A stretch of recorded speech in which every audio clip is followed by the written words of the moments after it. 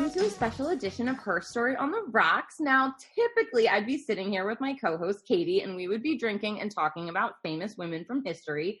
But sometimes we like to talk to women that are making history and writing about it. Today, we have a special guest, Elodie Harper. Welcome to the show. Oh, thank you so much for having me. Elodie has worked as a journalist, a reporter, a producer. She's also a prize-winning author who has her degree in English literature from Oxford. And she's here to talk to me today about her new book that just came out about the lives of women in Pompeii, The Wolf Den. Can you tell us a little bit about yourself? Hi, thank you so much. Yes, so I work as a journalist, but this is my first novel of historical fiction. It's called The Wolf Den, as you say, and Wolf Den in Latin meant both brothel and, Lupana in Latin rather, meant both brothel and wolf den. So that's the title of the book. It starts in a very famous brothel in Pompeii. It reimagines the lives of the women who work there from their point of view. So I really wanted to give voice to women who are often marginalized and ignored from a very famous place in the site of Pompeii, and just to think about life from their point of view, you know, their adventures, their loves, their hopes, their dreams. Now, am I right that I read somewhere that this is the first of a trilogy? Yes, that's right. So you can read it as a standalone. You know, I don't leave people hanging with like loads of unanswered questions at the end, which I just find annoying. But hopefully, you know, people will want to know what happens next to the characters. So yes, it's part of a trilogy. That's so cool. So Pompeii is a place, as you said, in the ancient world that really enthralls people. And I would say the majority of folks have probably watched at least one documentary about it. But it still seems very mysterious. Can you kind of set the scene for what the women's lives were like in Pompeii? Like, how is the setting of this book? So the brothel itself in Pompeii is probably the most famous and most visited building on the whole site. It's incredibly well preserved. It's always packed with tourists. In the daytime anyway, in the evening if you go, it's pretty empty and it's much more evocative and haunting then. But you go in, there's this narrow corridor, there are these 5 cells, these erotic frescoes on the walls. And it's very much, the women are still kind of objectified. You know, people have a bit of a laugh about going to the brothel of Pompeii, etc. And I just felt this place is so famous, but the people who really lived there and experienced it, we don't hear about it from their point of view. So that's what I wanted to do, really, to imagine all the other aspects of their lives, not just the fact that they were prostituted. You know, we kind of know that, but what else would be going on in their lives? How would they have survived in that environment? You know, so it takes in a lot of Pompeii itself, because as they go out and about to bars, the forum, etc. But yeah, it was to reimagine their lives, and it's partly based as well on the graffiti in the brothel. So we do know some of the women's names. You know, one in particular, Victoria, she refers to herself as Victoria the Conqueress. She seems to have been quite a strong personality, so I certainly made her one in my book. So yeah, I mean, Pompeii is just this extraordinary place in that, because Mount Vesuvius erupted and destroyed the town, but also preserved it in volcanic ash, you can actually walk down real Roman streets. You can go into a bar and see the marble counter with its sunken bowls where people serve food. You can go into these grand houses and see the most unbelievable mosaics and frescoes. I mean, it's stunning. It's absolutely exquisite. So it's not just about the brothel, the book, because Amara, the main character, her whole journey is to try and get her freedom. So, you know, so we go through sort of the grander parts of Pompeii too. Yeah, let's talk a little bit about your main character. I mean, she's born to a wealthy doctor in Greece, and then things don't go so well for her. In, you know, the beginning of this book, you know, her dad passes and she's sold to a brothel. Can you tell us a little bit about the woman that we spend this book with? Yes. So Amara, I wanted to make her an outsider to this environment, much as the reader is an outsider, and we see Pompeii through her eyes. So in the ancient world, if you completely ran out of money, if you became destitute, a way to sort of save yourself from starvation was to sell yourself or have your family sell you into slavery. So that's what Amara does when Amara's family does after her dad dies in Greece. Her mum sells her so that she at least will survive. And that's how she ends up in the brothel. And because she's had this whole other life, you know, she's got this real fire to get out. She doesn't want to be there. And she follows the routes that would have been available to enslaved people at the time, which is, you know, trying to get a richer class of patron, try to have somebody who would be interested enough to buy her freedom. And she's in contrast to, so all she's the main character, and we kind of follow her drive and her adventure to get out. But, you know, the other four women are really important to the story too. You know, their friendship is kind of the heart of it. So we've got Dido, who's very innocent, very sweet. She was abducted. That's how she ended up in slavery. And then the other three, Victoria, Cressa, and Berenice, were all born enslaved, but again, had quite different routes into it as well. Berenice is from Egypt. Victoria was something that was called a rubbish dump baby, which is awful, but in ancient Rome, people would just get rid of children and people would pick them up as slaves. So she had a very harsh beginning, but she's a very feisty character. Although her outlook on life, even though she's also very fiery, is totally different from Amara's. Mm. Yeah, the women in the story are so interesting to follow along with, because they don't necessarily have like autonomy of their body, but they all had agency in really individual ways. Were there any themes that you were going for with womanhood? Because you kind of discuss age, obviously there's socioeconomic status, there's pregnancy. What things did you want people to see the women in Pompeii dealing with? I think all those things that you describe, and, you know, one of the, which might maybe sound a bit strange writing about Pompeii, but when I was writing it, I realized this is like a Pompeii version or anti-version of Pretty Woman, in the sense of, you know, Amara trying to find a rich man who will rescue her, but it's not a love story, or at least I'm questioning whether that situation ever can be a love story, because if one person has all the power, certainly in the extent that the other is enslaved, but even in modern days, if you think of that, somebody who's really penniless, can they have an equal relationship with someone who's so much wealthier and more powerful?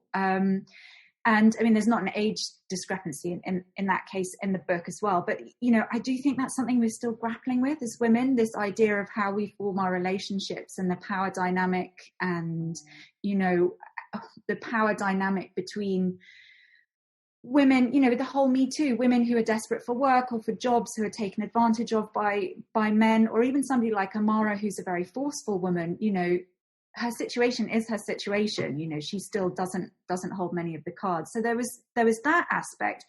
And then, as you say, you know, women's socioeconomic status has improved enormously since the ancient world. But there are still ways in which, you know, it is a disadvantage to be a woman. And I think people will see parallels in that, certainly in the sexism and the attitudes that the women encounter for being sexualized. I think, you know, that's still very much a problem. Yeah, I'd agree. And so, truth be told, I've been to Pompeii, and it was just so alluring reading this book, because I can, as you say, picture the exact building that many of these events are taking place in. So it was really interesting to have that literally like tangible on paper. And you said that Victoria the Conqueress is written there. What other true facts did you take away to embed in this book? I mean, so many. Even when I describe a building that's an imaginary one, I base it on, you know, real things in Pompeii. So the harbour, we don't know what it looked like, but we've got frescoes of the harbour of the nearby town of Stabiae. So I based the Pompeii harbour on that. You know, the bar, the Elephant Inn, that was a real inn that was literally opposite the brothel. Almost none of it survives now, but we have got archaeologists' records of when, you know, earlier it used to have this huge fresco of an elephant on it, which I put in the book. And we even have the name of the landlord, Citius. So I used the graffiti and real names and real places and real buildings into the book and wove them in. But I didn't want to get too sort of insanely bogged down with that. The only building that I was really meticulous about was the brothel. Because, you know, that is in such a great state of repair, you can go there. But a lot of the grand houses, you know, it would be quite hard to write a book and piece together exactly how that was. So I sort of took it as a model.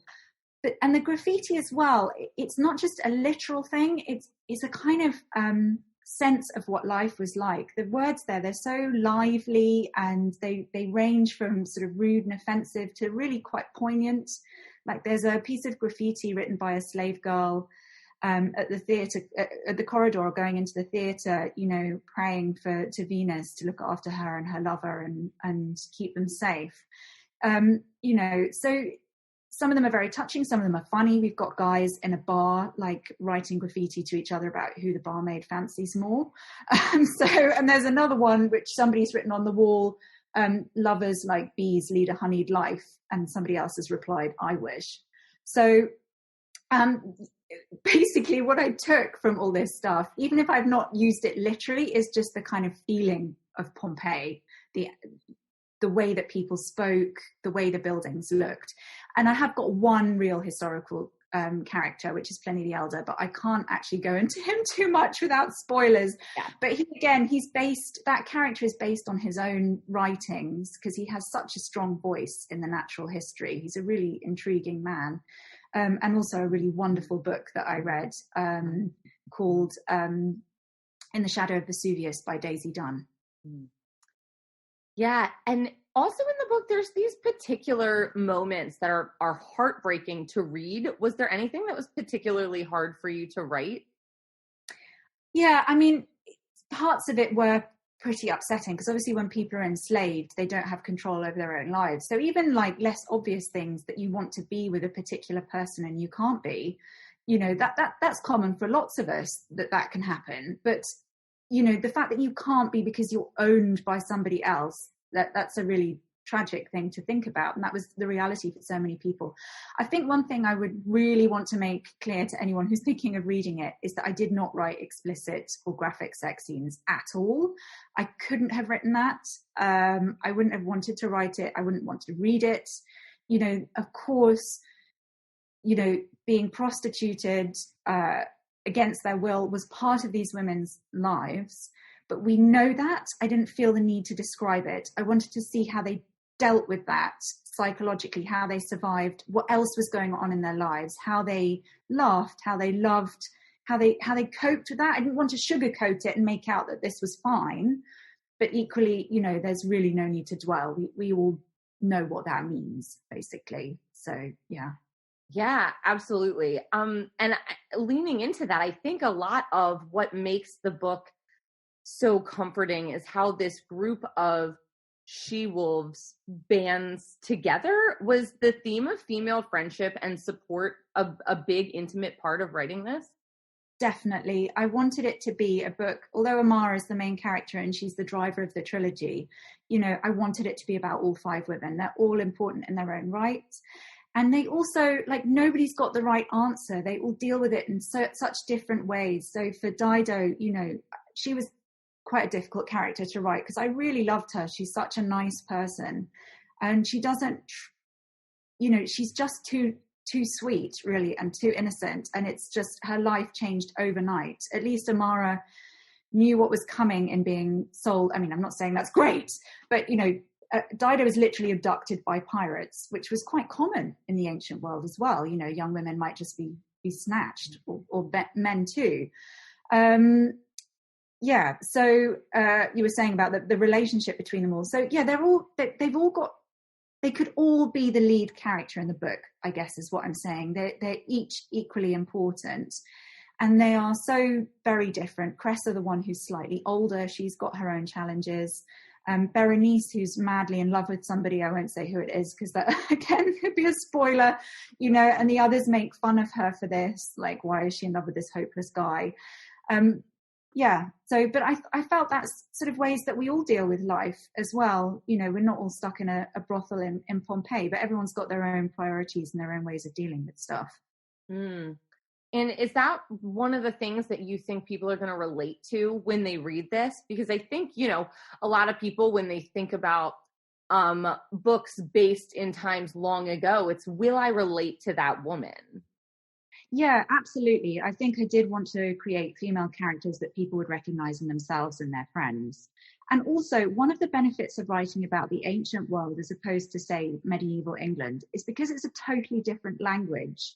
You know, you can write in a very contemporary way, and that's what I did. And if you read sort of modern translations of the classics that are being written now, they're written in a very slangy, you know, contemporary way, because, you know, for the people living there, that was the present. That was, they were at the cutting edge, you know, this was the latest thing. So it wasn't oldie worldy for them. And I didn't want to make it that way in the book. I wanted it to have some kind of punch and feel, you know, the sort of thing that you could imagine in a hard hitting TV show of action packed and character driven.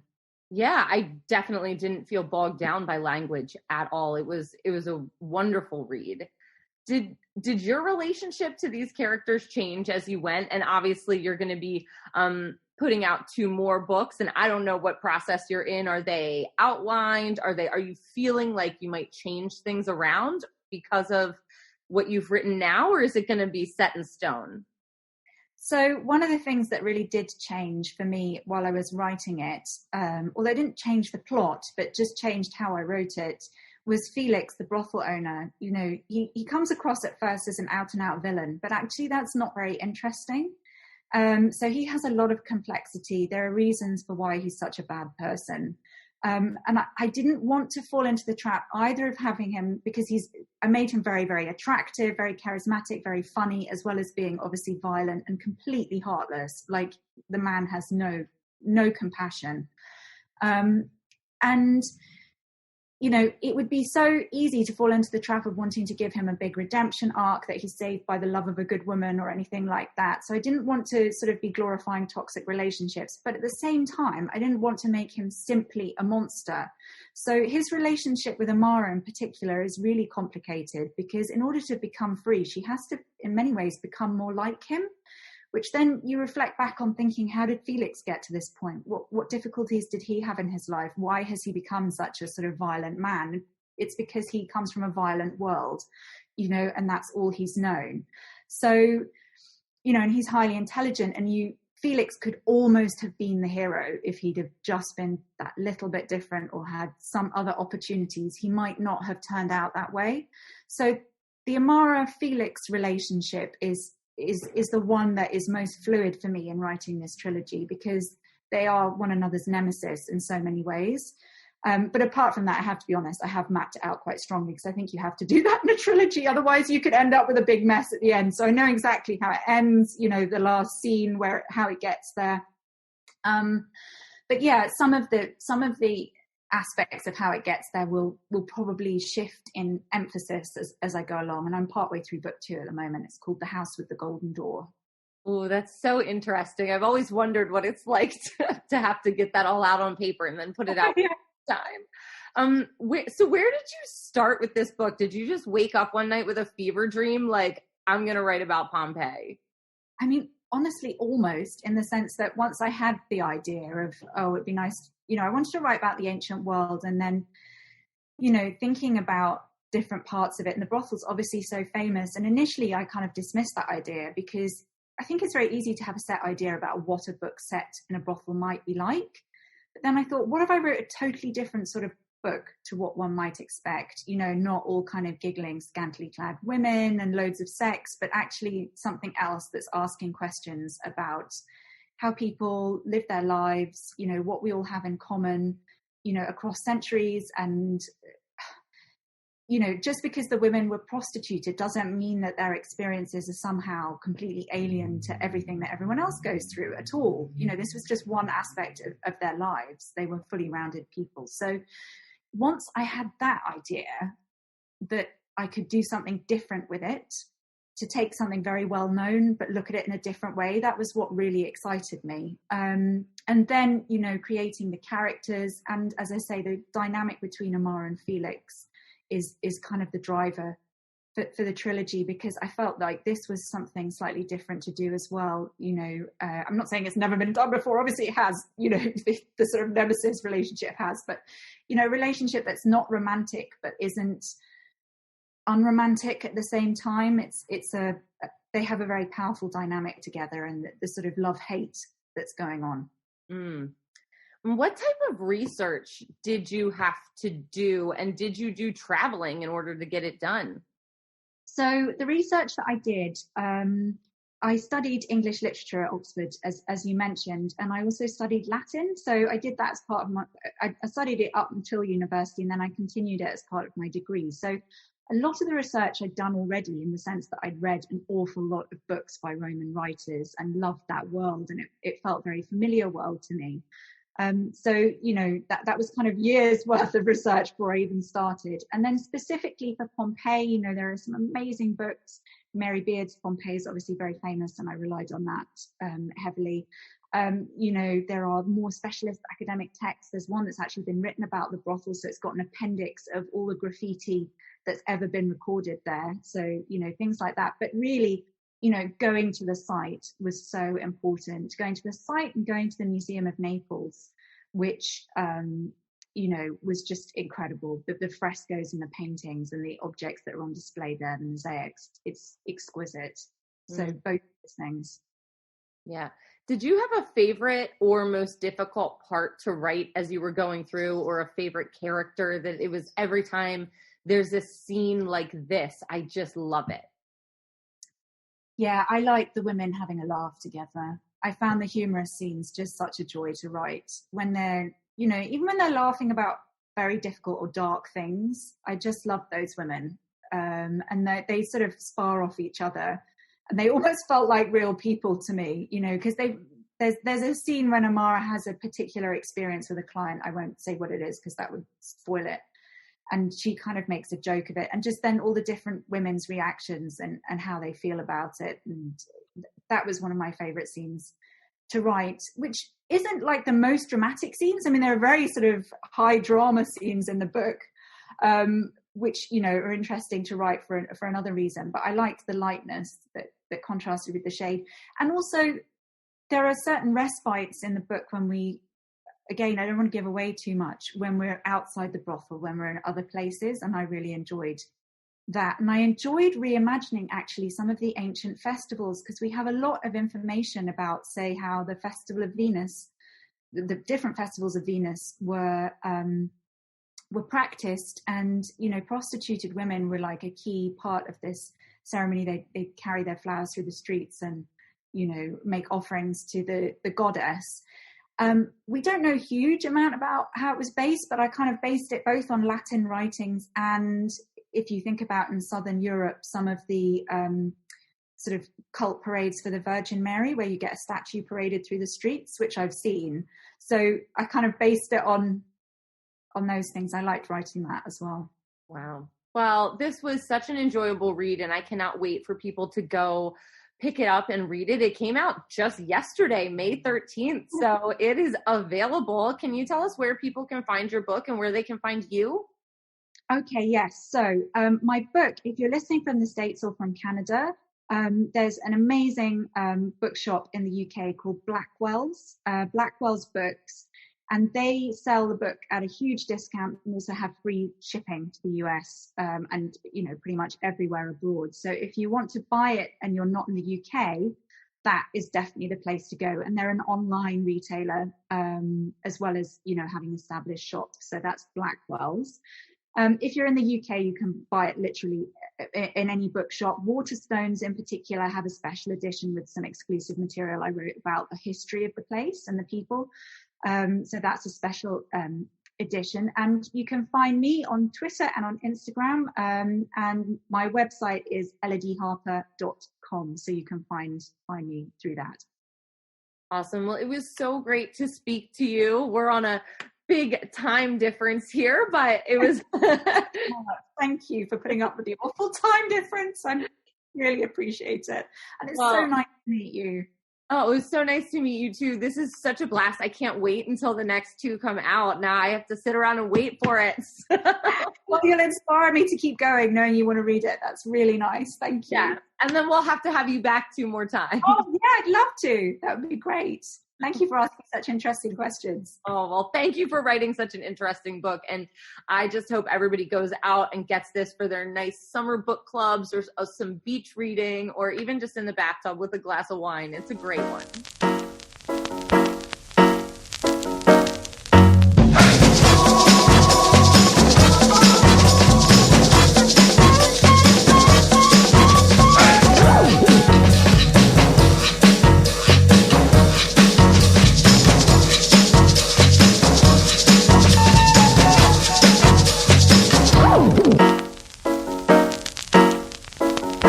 You've been listening to Her Story on the Rocks. We are independently produced by 1986 Entertainment and proudly recorded in Baltimore, Maryland. If there's a woman in history you would like us to cover, you can email us at herstoryontheRocks@gmail.com. You can also message us on Twitter or Instagram. We post all of our cocktail recipes on Tuesdays so that you can go get all the supplies you need and drink along with us. See you next week. Bye.